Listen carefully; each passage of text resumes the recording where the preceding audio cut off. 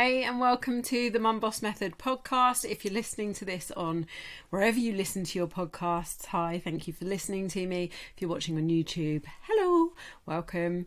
I am thrilled that you've come back to listen to another episode. What am I going to talk to you about today? Well, I'm going to talk to you about the stories that we tell ourselves, okay? The stories that got you to where you are right now. And as we go through today's episode, I will explain more about that. But I want to start by telling you a story, okay? When I was at school, I was bullied. I was bullied by a group of girls who I thought were my friends, okay? I didn't fit in with them. I lived in a council flat actually. I didn't have the nicest things, the nicest clothes. I didn't have makeup. I had an awful haircut. I was rubbish at sports and loads of them were really good at sports. And I'll be really honest with you, I hated secondary school. And I've told this story on my social media before. I told it in September 2022 when my son started secondary school, because I had this huge anxiety for him about, following my experience with secondary school. But what happened as a consequence of that bullying? What happened? Well, I struggled. And I say struggled up until recently with female relationships, female friendships. I would say yes to things when I should have been saying no. I treated my body badly. So many of you that have listened to my story know that I would overtrain Monday to Friday, and then I would binge eat and drink all weekend. So I'd punish it and then use it as a dustbin. Punish it, use it as a dustbin. I spent loads of money trying to fill the gap that had been left from this bullying. I I shopped. I spent money on things I didn't need. I did course after course after course. I am a qualified nail technician. I've done a makeup course. I've done all of these things before I got to where I got to now to try and fill the gap. Okay, I even changed the way I speak. So if you listened to how my brother and my dad and even my mum to some extent speak, they speak very differently to me. I can't change it back now, and I'm not particularly proud of the fact, but I am more well-spoken than the rest of my family. I have changed how I look several times and, continued to do things with that. And all of that was because I wanted to fit in, because I wanted people to like me. Okay. I wanted them to want to be friends with me. Because at school, I felt like I didn't fit in, that I wasn't good enough, that people didn't like me, I wasn't popular, all of these things. And what that did was that left me really unhappy, really unhealthy. And I went through a really huge period of being very socially anxious, where I struggled to leave the house and be in groups. In my working life, in my corporate career, I always told myself I got on better with male bosses, that I couldn't have a female boss because women didn't like me. I went into situations thinking women didn't like me.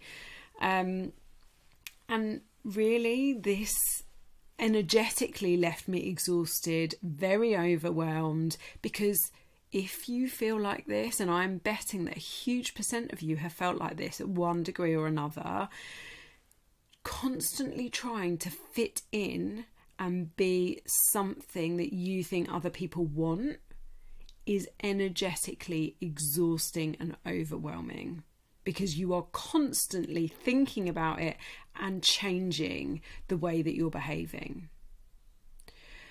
So that's kind of the brief overview of my story of where I got to this point of thinking I don't fit in, people don't like me, and I'm not good enough. And you know, there are lots of examples I could share with you. There are lots of things I could tell you about, you know, stories I could tell you about school, but that's the umbrella story, if you like. But why am I telling you this? I'm telling you this because we all have a story. Part of mine is that I don't feel like I'm good enough, that I don't fit in, that I'm different, that I don't belong, that people don't like me. There's something wrong with me. And I want to ask you, what's your story? What's the story that you're telling yourself? Don't even try to think about where it came from. It's taken me a long time to work out where my story came from. But what's the story that you tell yourself? When you walk into certain situations, what is that underlying feeling, that underlying anxiety? You know, mine sometimes still comes up when I walk into a social situation and I think people aren't going to like me. I shouldn't be here. And so I really want you to think about what your story is. And why is this important? Why is it important to know what your story is? Well, that story influences your behaviours. So for me, I people pleased, even when it was the furthest thing away from pleasing myself. I did things I didn't want to. I did things I wasn't proud of. I treated my body like absolute crap, and I put other people first. And I sabotaged myself, and I sabotaged my relationships. And I didn't trust people, especially women, because I thought they were all going to talk about me behind my back, to stab me in the back, and that they didn't like me, and that they were all better than me, and they knew they were better than me, and they were talking about that fat behind my back. And I ended up with this crippling anxiety. Okay. The bottom line is I was at the bottom of the list for everything. Everything. Not just I put my husband and my child first. It wasn't just about putting people first. It was about feeling the bottom rung of the ladder for everything. As from, you know, vanity aspects such as I'm not the prettiest in my friendship group. I'm not as good at my job as the other people in my team. I'm not the skinniest. I'm not the fittest. I've got the worst hair. To things like, you know, with my son, I'm not the best mum. I'm not the best wife. I'm not the best friend. I'm not the best daughter. I'm not the best sister. And this line of thinking affects everything. So it affected my self-confidence, and it's probably affecting yours. It affected my self-belief. It makes you highly self-critical, and sometimes even there's self-loathing and self-hatred in there. And in turn, it affects your progress with whatever goals you might be trying to achieve. So let me give you some examples of that. In business and work, you know, in my corporate career before I started the Mum Boss method, it affected whether I felt I could go for promotions or not. It probably affected me in the journey towards promotion. It affected my self-belief around the things I could do and the projects I would go after. And since doing the Mum Boss method, you know, putting myself out there, doing things like podcasts and videos and things like that, procrastinating, my general confidence in my ability to do my job, whether it's the Mum Boss method or my corporate career before. For me in particular, with fat loss and fitness, you know, most of you know I got to this journey. I got here doing this with other people because I went through my own journey. But my example is that I felt like nothing worked, and I told myself nothing worked, and that I was going to be this way, this shape, this unhappy, this unhealthy forever. I won't ever get there. I don't deserve to get there. It's too hard. And that led to emotional eating and self-soothing with food and alcohol, which is another story.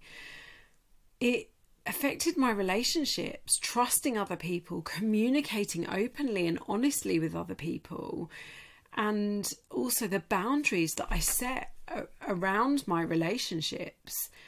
All of these things are affected or were affected by the story I told myself, and they will be being affected by the stories that you tell yourself and the thoughts in your head that you choose to believe, because those thoughts are really, really, really strong.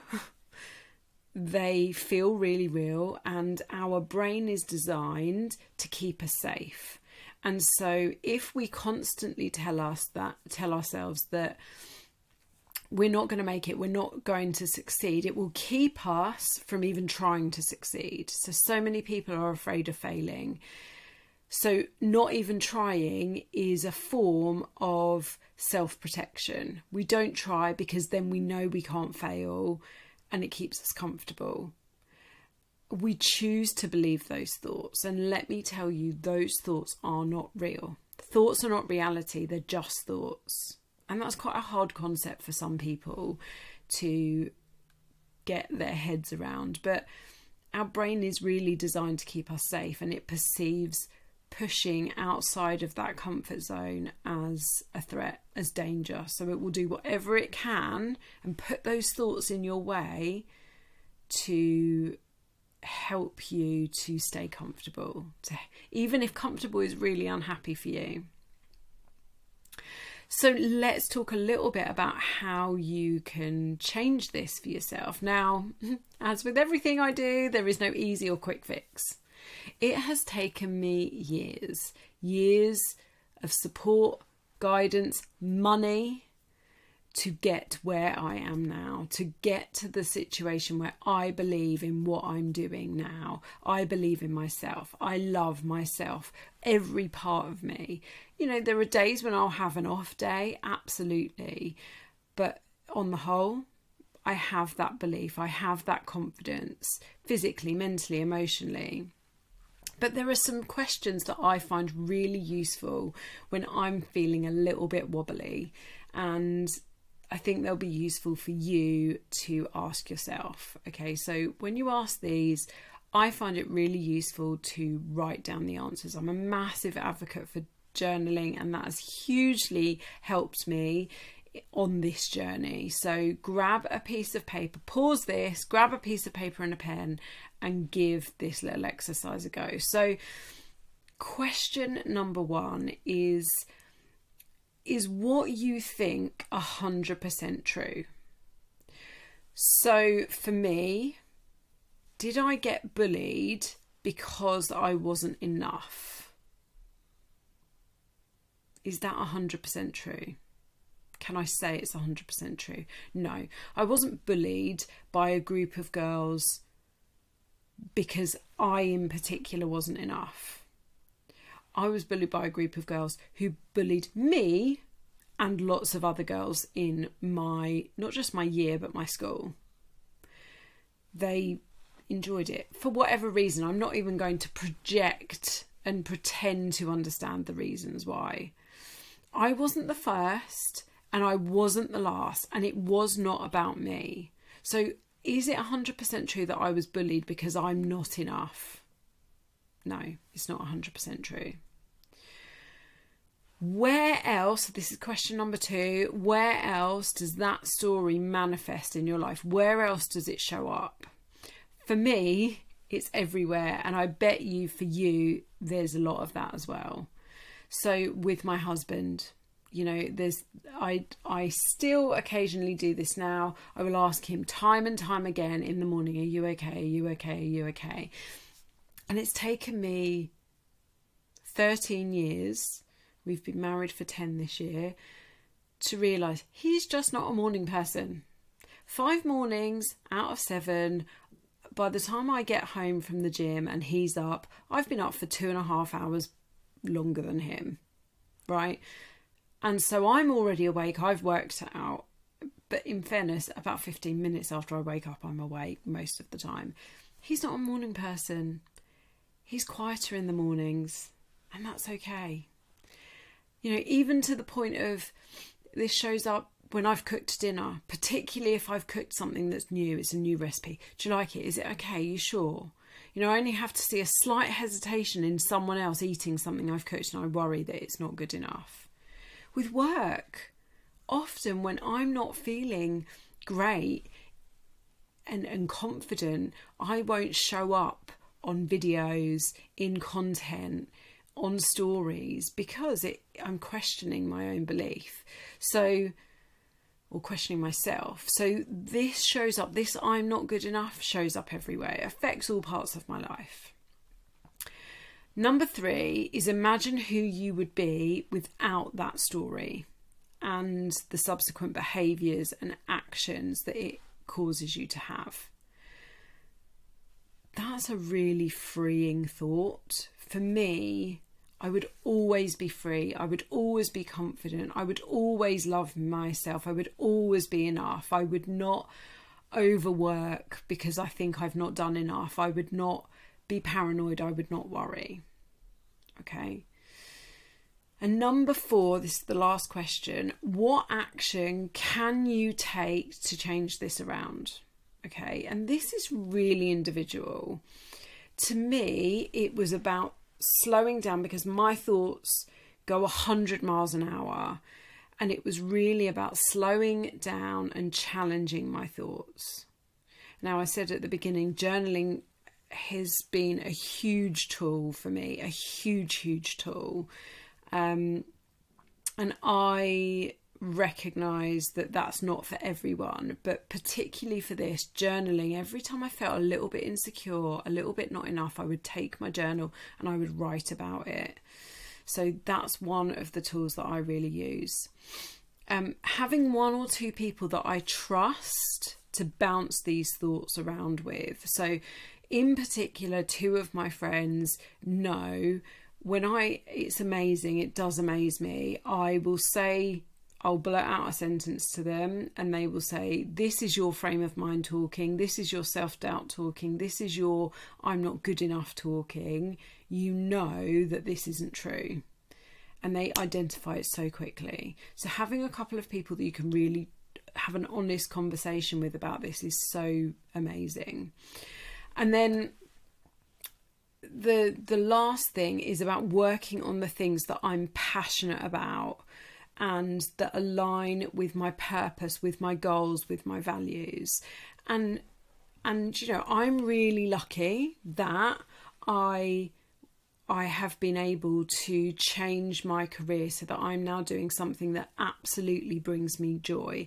Now, you might be working in a job that is all right, but you know, it doesn't set the world on fire. So what I encourage you to do is to look at what else you're working on. What else are you working towards for you? And this is a hugely important question with the work I do with my clients, because we always do goal setting right at the beginning of any of the work we do. And we look at why those goals are really important.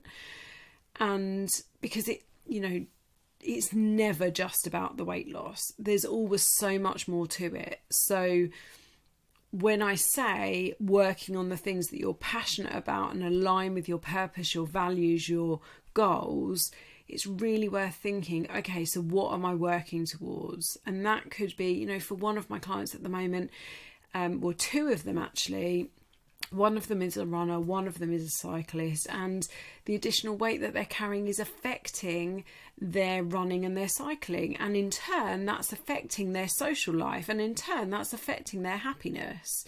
So actually what they're doing is making sure they're connecting, they're working on the weight loss, but that's in service of these bigger goals, which is around their social circles and feeling like they are part of a group. Okay, so making sure you're working on things that are really, really important to you. So why is this relevant to you? Why am I telling you this story on this video or this podcast, however you might be watching me, listening to me?